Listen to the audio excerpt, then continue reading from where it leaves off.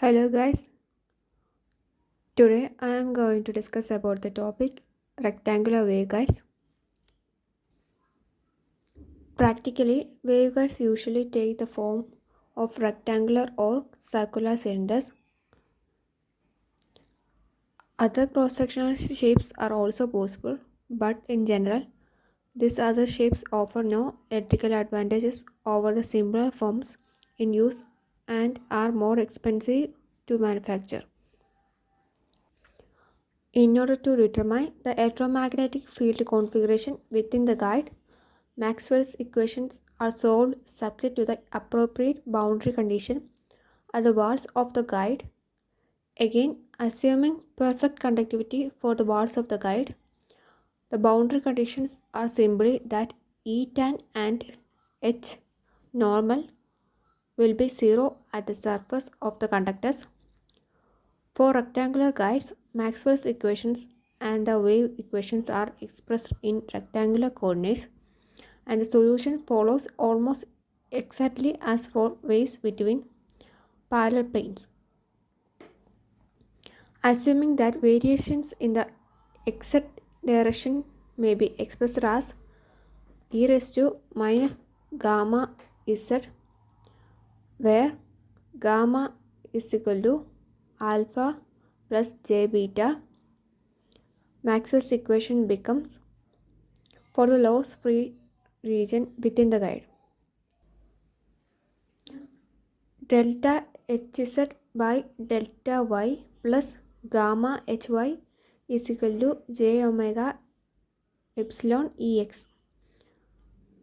Delta hz by delta x plus gamma hx equal to minus j omega epsilon ey, and delta hy by delta x minus delta hx by delta y is equal to j omega epsilon e z.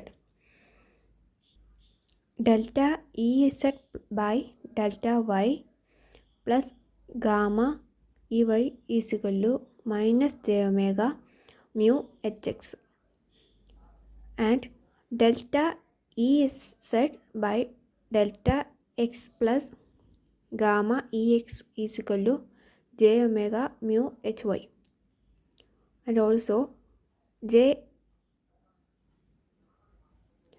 delta ey by delta x minus delta ex by delta y is equal to minus j omega mu hz. This all equations can be take. This all equation we can take as equation 1, and we can write wave equation for Ez and Hz. Next, the wave equation for Ez and Hz are delta square Ez divided by delta x square plus delta square Ez divided by del y square plus gamma square ex is equal to minus omega square mu epsilon ez, and also del square hz divided by del x square plus del square hz by del y square plus gamma square hz is equal to minus omega square mu epsilon hz. This two equation we can take as equation number 2.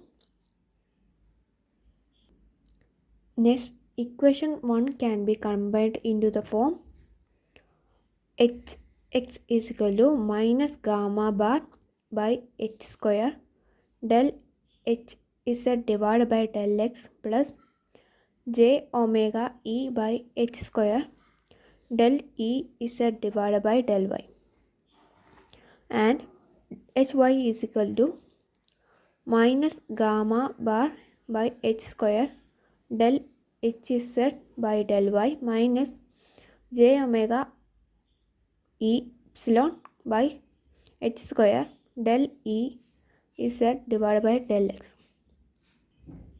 And for ex and ey, we can take as ex is equal to minus gamma bar h square del ex z divided by del x minus j omega mu by h square del hz divided by del y. And for ey is equal to minus gamma bar by h square del ez divided by del y plus j omega mu by h square del hz by del y x. This four equation we can take as equation number 3. Here in this equation number 3, we represent h square is equal to my gamma bar square by plus omega square mu epsilon. These equations give the relationships among the fields within the guide. It will be noticed that if Ez and Hz are both 0, all the fields within the guide will vanish. Therefore, for waveguide transmission, there is no inner conductor. There must exist an Ez or an Hz component.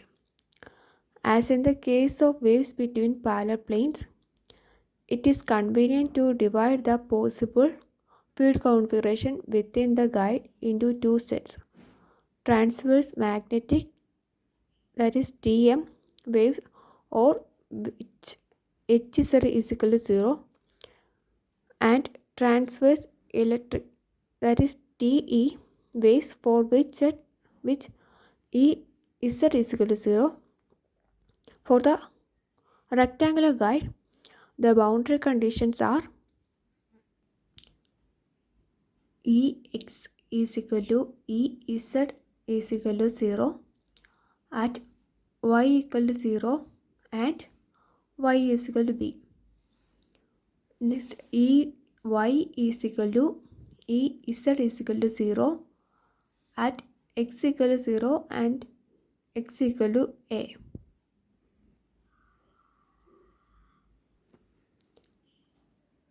This is the figure representing a rectangular guide. Here, A and B are the inner dimensions of the rectangular guide.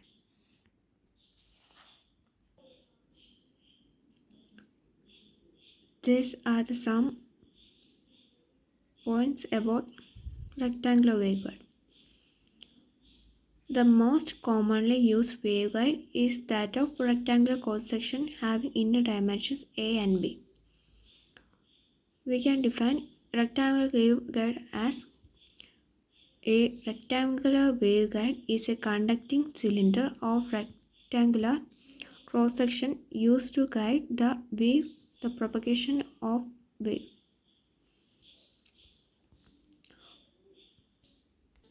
Rectangular waveguide is commonly used for the transport of radio frequency signals at a frequency 3 to 300 GHz.